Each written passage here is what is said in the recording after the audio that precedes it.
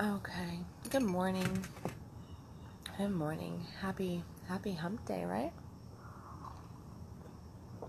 It is Wednesday, right? Yesterday I went all day long thinking that it was Wednesday, and then towards the end of the day, I realized that it was Tuesday.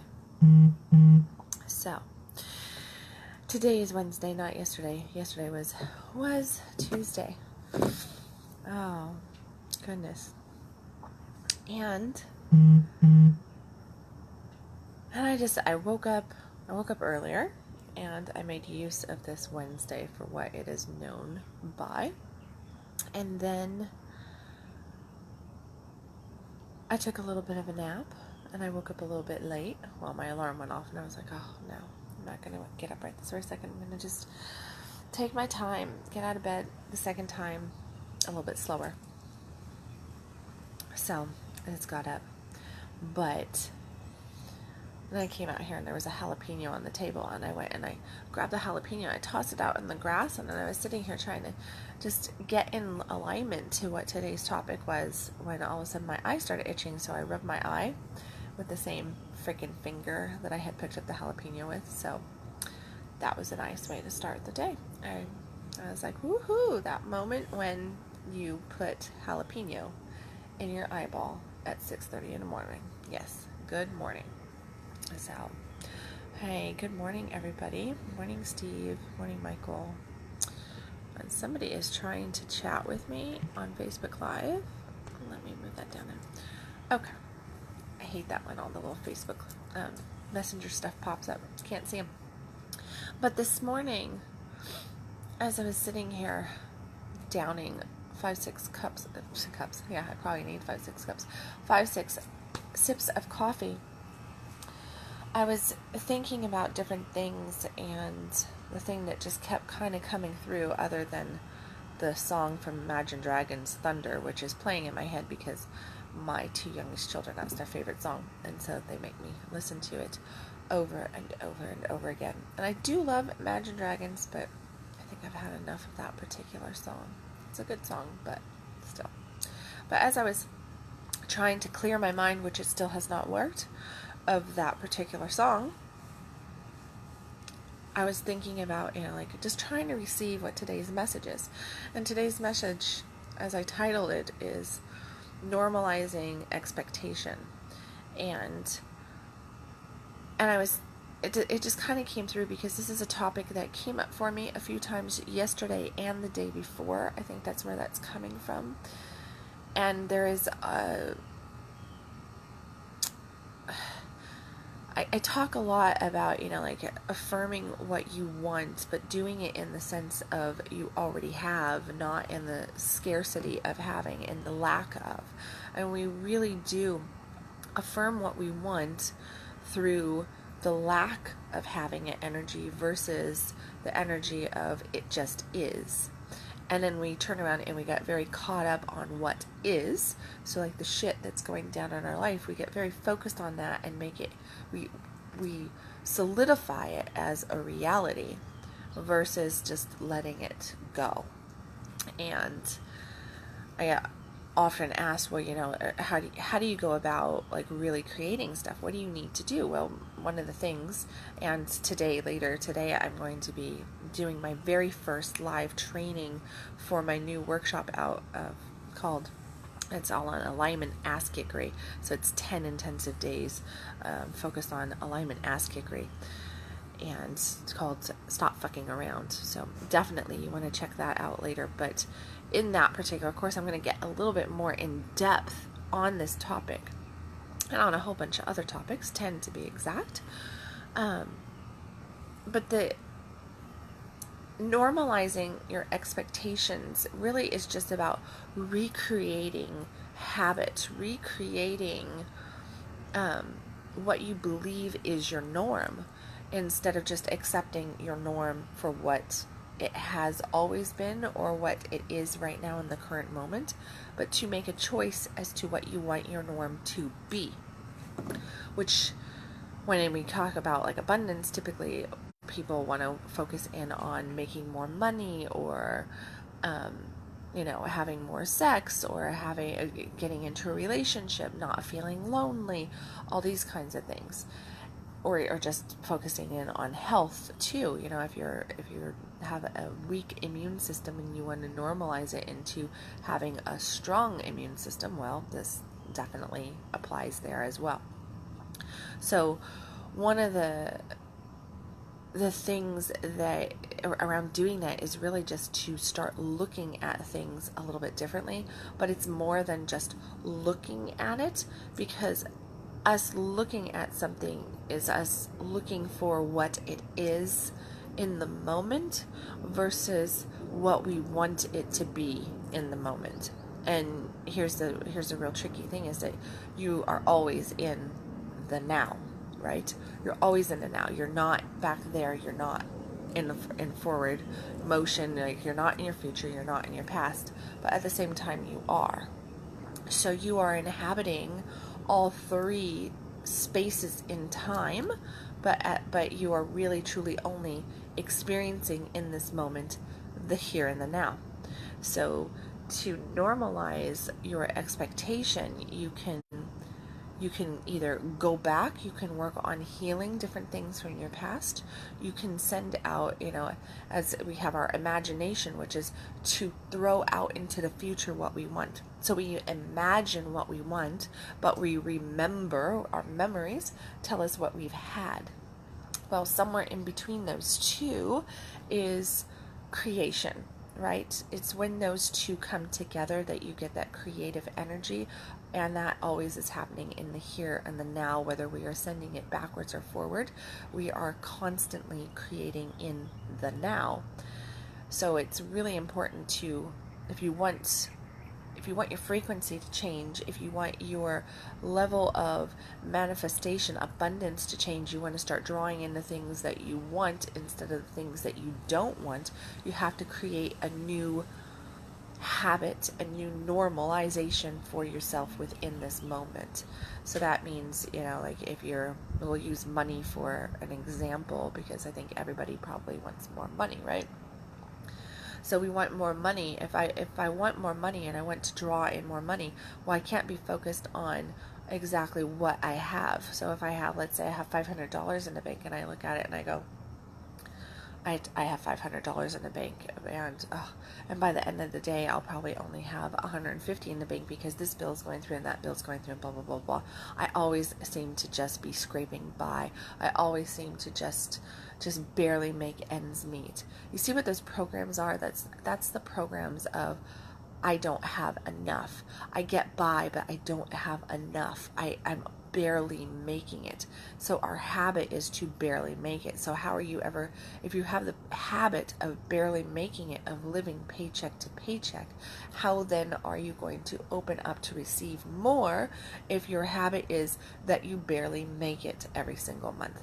So what you're speaking out to God, to the universe, to your alignment, to that frequency of abundance, is, yes, I survive, but I barely make it every month. So what are you going to get more of, right? What are you going to get more of? Barely making it, obviously. And that's why you barely make it every single month, because you have the habit of barely making it. That is a normalization pattern of barely making it, living paycheck to paycheck, not having enough. I'm always broke. I mean, just think about all the things that you say to yourself, that you might catch yourself saying to other people, to your children, the thoughts that you're thinking when you're stressed out, and you look at those internal thoughts, the things that you don't say to anybody even. What are those things that are bouncing around in your head as far as those normalization patterns? What are they? They probably, if you are like, take the paycheck to paycheck, right? Then you probably look at your bank in dread. You go, oh God, yeah, there went that bill. So, if you're getting up every single morning and you're looking at your bank account and you're looking for what is not there, right? How much has left your bank account? then how would you ever expect that the next day when you look at your bank account that there's going to be something more than what you expect there, if you're always looking for it to be leaving and less than? So you're always looking at what you don't have, and you're affirming it through your actions, through your sight, through the things that you are doing. You are looking for the evidence of not having it, of being in the scarcity of it, yet claiming, I want this, I want that, I want this to happen, I want that to happen. I'm going, and you can run around in that state and say all day long, I am abundant, I am rich, woo woo. It's not going to change shit because you're consistently looking for the evidence of not having it. So you can say out loud to everybody else that you're abundant and rich. Your spirit knows different and believes different. Your frequency is saying different, because what you're truly focused in on the inside is that you don't have enough. So you want to flip that shit over. You want to make it where you actually can draw in more and have more, so that you're not just living paycheck to paycheck. If we just keep this on the financial aspect of things, this can be applied to anything though, guys. It really can. I mean, you don't have a relationship in your life, you know, maybe you have a lot of trouble in your household. The household just is like total chaos. There's a lot of fighting, something like that, and you really want peace, you really want connection, you really want love, you want blah blah blah, whatever it is. It really is that you have the expectation that this is what is going to happen within my house. This is what's going to happen with my relationship or relationships. You know, the eternal single person believes that they are an eternal single person, which is why nobody long-term shows up in their life. It really truly is that. If you believe that you're always going to have people walk out on you in your life, well, guess what people are always going to do in your life? Walk out on you. You want to change that pattern, that means that you have to change the expectation around it, and you have to normalize that new imagery around that and look for the evidence for it. So that means to create the space for the evidence to reveal itself. Basically, believe it before you see it type gig. So yeah, so if you want to change that, it really is it is a simple switch, you could say. It's more than just giving it, lip service. You're not going to just say, I am abundant, I am abundant, I am abundant, I am abundant. No, you have to actually feel the abundance. If you want abundance around money, look for abundance around other things in your life, and not abundance in bills or debt. All right, that's not what we're talking about. We're not looking for the abundance of bills and debt. We're looking for the abundance of other things that we have. So that just basically means that you're looking for, even if it's only happening here and there, when you go grocery shopping, you need to always proclaim that you have more than enough with plenty left over when you're grocery shopping. When you're getting different things, going for your house, whatever it is, apply that attention to, I have more than enough with plenty left over, versus I live paycheck to paycheck. And it is that feeling of I have more than enough that you're connecting to. And that might be that maybe you look at time in your life, maybe you look at relationships. Find something that you can look to that shows you that you do have more than enough with plenty left over on something. Okay, maybe it is just that you lean in and you look at just the love that you have to offer this world. You have more than enough with plenty left over to keep offering, right? If you have children, you have more than one child, you can easily get into this and realize, hey, I do have more love than there is of me, actually, because I am so much bigger than this body, and this can give so much love. So lean into the I have more than enough love. Direct it at your children, direct it at your partner, direct it at your family, direct it at your friends, whatever that might be. Start feeling that, and if you feel it in one space, and if you can connect to that feeling, it will transcend out to other spaces and start to help you change your reality around that. And then literally, like, praise when you get anything extra, even if it's like a 68-cent check from, from the bank at the end of the year or something. Yes, so it's 68 cents and you wonder why the hell did they even print this on paper? What a waste of paper, right? That's would probably be what your thought is.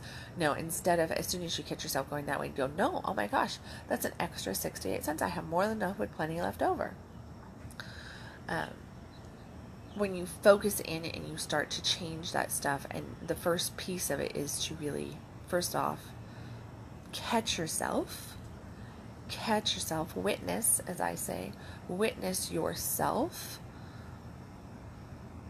having those negative expectations and go, wow, I actually have these thoughts all the time, right? I have these thoughts all the time. I'm thinking this, I'm thinking that. And the more you can realize, like, I really do this, then you can start to change it. Because if you're just having those thoughts and you're not even recognizing them, then you can't change them. You cannot change what you do not even know you are guilty of or doing. So first off is awareness to the thoughts that you are thinking, awareness to the feelings that you are having. Notice the resistance that you might have when you purchase something, or when you are offered to go out or something with somebody. Do you have resistance come up when you are being offered something? For instance, probably 5-6 years ago, I was going through a sticky financial period. Maybe it was 7 years ago now that I think about 7 years ago, I was going through this sticky financial period, and I had lost my house and I had lost my car. They picked the car up, they put the car on the tow truck, and they hauled it off, and it was the only car that we had. And we were needing to move out of the house because we were leasing it, but our owner ended up getting foreclosed on because they weren't making the house payments. So that meant that we had to leave too. And so here we are, carless, having to move in like 30 days because our owners, the house had foreclosed on them. There was all this stuff going on. I was definitely limited in food in the house. My kids were complaining, moaning and bitching to me about, Mom, there's no food in the house. Literally, we were buying like those bags of the dried peas, carrots, rice, and split peas, that you kind of make that soup out of. I remember it was just this like nasty ass mushy concoction that none of us wanted to eat. So we were actually cooking it and wasting it. And it was just the final little straw on the camel's back, because it was just one of those things of like, on top of it, there is like nothing. It's just gross. And I remember that somebody invited me out, and something inside of me was just like, oh, you should go. But I didn't have the money to go. I didn't have the money to even purchase one drink and try to nurse it through 2 or 3 hours of conversation just to get my ass out of the house and be around some positive influence. And I was just like, and I originally I had told this person, I was just like, no, I can't go, and it was just this like shut down around, I can't go. I can't afford that. I shouldn't do that. I don't deserve that. I don't deserve it. And I really started beating myself up. And then I started getting mad because here I was saying no to something that I really actually needed. And it was something so little. And I could not do that for myself. And I was resisting it. And I felt that like, you really need to do it. But I was like, no, that would not be the good thing to do in this. That's not what a smart person does. That's not what a responsible person does. I can't go spend $10 and the gas to drive the 7-8 miles over there to that restaurant to have a drink with these people. No, that's not good. So I talked myself out of it for a few hours, part of the day. And then towards the end of the day, I had gotten so angry with myself and so angry on my thinking. What was causing it was I was noticing this fear-based energy, this scarcity mentality. And I was just like, this is not this is not who I want to be. This is not the person that goes and charges forward and makes shit happen. No, I know better. I need to lean in here. So what I did was I actually said yes, and I showed up. I went out there. I scrimped enough money together to make sure I had enough gas to make it to the event. Borrowed a car, actually, put gas in that car, made sure I was right, did all this different stuff, and I ended up out there at that restaurant.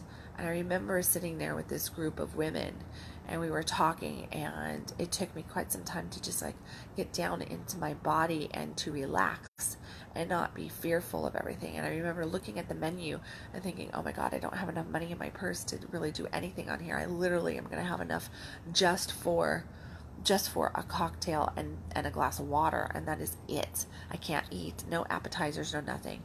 And so I was just like, oh, I'm not hungry. And everybody's like, oh, no, let's get something. And I'm like, no, I'm good. I'm just having a drink, no, I'll go home and blah, blah. And I started making excuses. And I felt this like dipping, but I was so scared because I knew that I didn't have enough money to pay for whatever happened there outside of this one particular drink. And the resistance to even looking at the menu was so much evidence to me of where my thinking was at, of where I was holding myself. And I was holding myself in this pattern of you don't have. And that squished me. It made me so small. My spirit literally shrunk in that moment because my confidence was gone. My self-esteem about who I was, every single thing, I just was like, you are a pathetic human being because of the fact that you can't order like an appetizer, right? Such a small thing, but so big, so big. And as I went ahead, I ordered the cocktail and we're drinking, and I loosened up a little bit, and we were talking and blah, blah, blah, and then somebody ended up ordering me another drink, and they were like, oh, this one's on me. Of course, then when somebody says this one's on me, that means, oh my gosh, we're going to be making rounds and everybody's going to take their turns on buying drinks, right? And holy shit, that was definitely something that I couldn't do. So they actually just ended up buying a couple of us drinks, this person, and we sat there, and next thing I knew, there was appetizers at the table, and we were all eating appetizers and sharing food and doing this and doing that. And when it was all said and done, I basically had a whole meal, had a couple drinks, had some good laughter. And then the next phase came. The check came. And I got my check, and I remember sitting there looking at it. It was under $15. But literally, I felt like I just did not want to part with my debit card. I did not want to put my debit card down because I was fearful, like, what if it does bounce? What if it comes back rejected? Something goes to the bank while I was here, or what if it comes back rejected? The embarrassment, the that. And I could feel everything inside of me telling me, you're broke, you don't have it, you shouldn't have done this, you're stupid, you're this, you're not worthy, blah, blah, blah, blah, blah, blah, blah. And I went ahead and I put my card in there, and I was just cringing inside. I wanted to just throw up from these emotions that I was having around scarcity. And it was in that moment that God decided to show me that I had more than enough with plenty left over, that blessing was around me, that God had my back. Because my friend right next to me, she's like, oh, I got this. This is on me. We drug you out here last minute and blah, blah, blah, blah, blah. Let us buy you that drink. And she grabs my check and she tosses me my card and she's like, I got this. And she literally handed it to the waitress. And I was like, yeah, I'm taking care of all of this on my card. And I sat there and I wanted to resist, and I was like, why would she do that? And I felt kind of angered at, like, maybe she thought that I didn't have enough money. Did she notice my fear? Did she notice my scarcity around this? But I let it happen. On my way back home, I saw it for what it was. It was that blessing. It was that revealing that we do always have enough around us. We are provided for. And all that resistance, all that stuff that I was doing to myself over the course of that outing with a group of friends did nothing but steal my here and now. It did nothing but steal my happiness in the moment. And all for what? At the end of the experience, I got taken care of. My friends, without even knowing, did such a humongous blessing. I ended up actually not hardly spending a penny other than a little bit of gas, right? And the witnessing of that was truly in the unhappiness that I was experiencing from my own thinking, from the way I chose to look at the situation and to hold so much onto the program of not having it that it almost stole my whole evening, almost stole the connection, almost, because it did steal it in a lot of ways. I didn't drop down as far into my body with my friends in that moment as I could have or should have, right? So there was a disconnect going on because I was in the back of my head experiencing this consistent triggering thinking and feeling about not having, and the normalization of you just never have it. You never have enough. You're never good enough. You're never this. You're never blah, blah, blah, blah, blah, blah, blah, blah, blah. So now when I start to freak out about things, if I start to panic about money, or I want to confirm to the universe that I have more than enough with plenty left over, you find me going shopping. You find me doing stuff that, literally purchasing something that I probably don't necessarily need, but I just want because it feels good, because I'm supporting myself in, no, you've got more than enough. It's totally cool. And every single time I lean in and I support my soul, I support my desires, as long as they're coming from soul, they're not coming from like ego and I'm trying to show off or something. No, they're coming from that space of, I've been thinking about like getting this. Like the other day while I was getting my hair done, I was sitting there and I have meant to buy some of these bohemian looking dresses for like the last 4 or 5 months. And I keep looking at a couple of these dresses over and over and over again in their online bohemian store. And I was just looking at them. So I'm sitting there and I'm scanning through and they're doing my hair and I'm looking at this and I was like, I should go ahead and I should buy a couple dresses while I'm sitting here. I should. And I was like, no, you've definitely spent enough money today on your hair.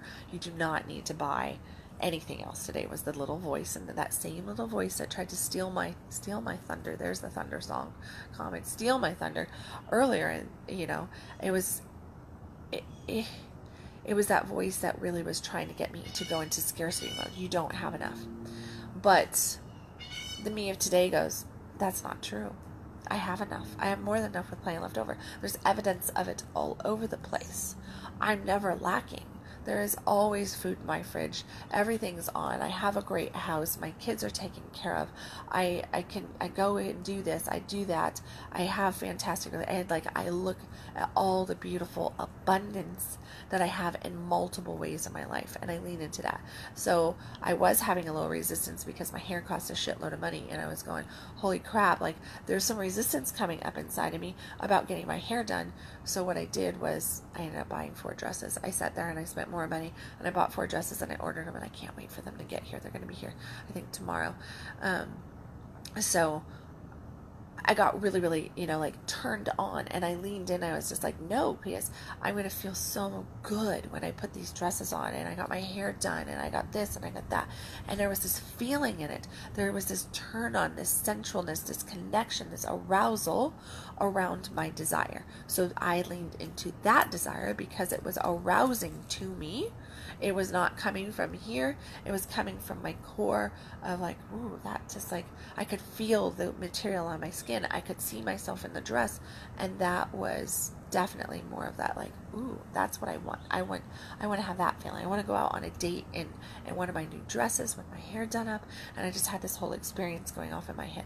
So I was fantasizing, imagining a future moment. So what am I doing there? In that imagination, I am casting forward, like casting a spell, you could say. I'm casting the spell for my future to create what I desire, what I want, those feelings, but I'm doing it from a place of feel good now to send it out there to that feel good then. And then I'm also in that same moment, I can literally take a moment of pause, and I do this frequently where I just pause and I close my eyes and I will just tell myself that everything's going to be okay. And I think back to different times in my life when I felt scared, when I felt really vulnerable, when I felt like, my world was just so rocky and so turbulent and I didn't know which way was up.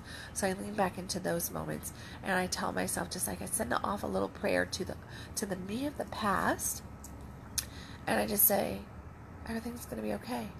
You're gonna come out on top of it, and you're gonna be doing so good.